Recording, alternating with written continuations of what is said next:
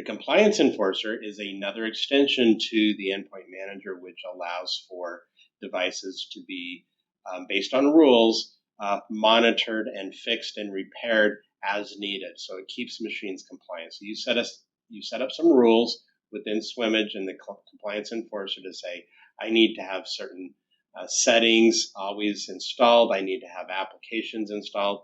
If a machine gets detected and does this within seconds, it's out of compliance, then the compliance enforcer will take action. The action can be repair that application, upgrade the operating system, it can lock the system, it can reinstall software. You can do whatever is necessary to fix that problem, get that machine back into